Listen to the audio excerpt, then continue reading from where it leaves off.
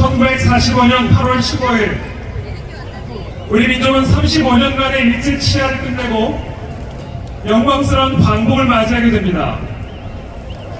그러나 반복의 기쁨도 잠시 미국과 소련의 냉전 체제 속에서 한반도 383 이남에는 이승만 초대 대통령이 이끄는 대한민국 정부가 수립되었고 383 이북에는 김일성이 이끄는 공산 괴뢰 정부가 수립되었습니다.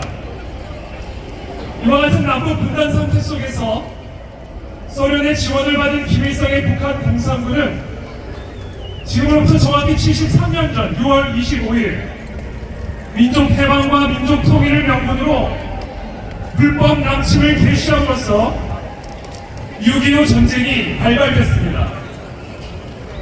1950년 6월 27일 유엔 안전보장이사회의 기적적인 결의로 국제사회가 한반도 전쟁에 적극적으로 개입함으로써 전세가 역전되는 상황에 중공군의 개입으로 한반도에서의 전쟁은 교착 상태에 머물다가 1953년 7월 27일 휴전협정이 이루어지면서 한반도에서의 전쟁은 종식이 아닌 중지가 되었습니다. 이 전쟁으로 인해 한민족 전체가 동족 상잔의 큰 비극적 상처를 입게 됐고 그 이후 남북 분단은 더욱 고착화되어 휴전이 이루어진 지 70년이 지나도록 여전히 휴전 상태가 지속이 되고 있습니다.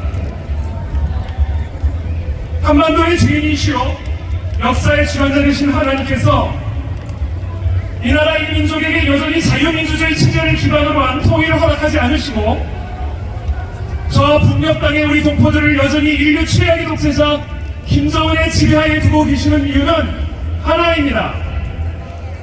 한국 교회와 한국 사회가 하나님의 말씀 가운데로 돌아오지 않고 있기 때문입니다. 그러므로 저 북한 땅의 사악한 김정은 체제가 종식이 되고 저 핍박받는 북한 동포들이 대한민국의 자유와 번영의 품으로 돌아오기 위해서는 한국 교회와 한국 사회에 필요한 것은 하나입니다. 한국 교회의 지도자들과 성도들이 하나님의 말씀 앞에서 깨어나는 것입니다. 한국의 모든 교회 지도자들과 성도들이 하나님의 말씀 앞에서 높아진 마음을 낮추고 겸손한 마음으로 하나님의 말씀을 경청하고 순종할 때 역사의 주관자 되신 하나님은 이 나라 이 민족에게 영광스러운 통일의 새 시대를 허락해 주실 것입니다. 이 나라 이 민족이 하나님을 경외하는 거룩한 대한민국으로 회복될 때 하나님은 이 민족에게 위대한 통일한국의 새 시대를 허락해 주실 것입니다. 아멘. 그런 의미에서 동성애와 차별금지법 그리고 서울은 물론 각지에서 진행되고 있는 퀴어 축제는 거룩한 대한민국을 파괴하는 흑암의 계략인 것입니다. 그러므로 한국 교회가 이와 같은 시대적 흐름에 맞서는 거룩한 반파제 역할을 감당하지 않는다면 하나님은 이 민족을 반드시 심판하실 것이며 저 북녘 땅에서 신음하고 있는 우리 동포들의 해방은 영원히 영원한 일이 되고 말 것입니다. 그러나 만약 한국교회의 지도자들과 성도들이 이와 같은 시대적 흐름에 맞서 일어나 거룩한 반파자의 사명을 온전히 감당하기만 한다면 하나님은 이 민족에게 제1방목의 새 시대를 허락해 주실 뿐 아니라 세계 열방 위에 뛰어난 민족으로 우리 민족을 축복해 주실 줄로 믿습니다. 하나님은 만왕의 왕이시요 역사의 유일한 주관자이십니다.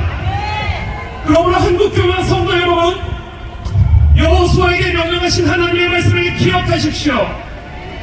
내가 네게 명령한 것이 아니냐 강하고 담대하라 두려워하지 말며 놀라지 말라 네가 어디로 가든지 네 하나님 여호와가 너와 함께하느니라 하시니라.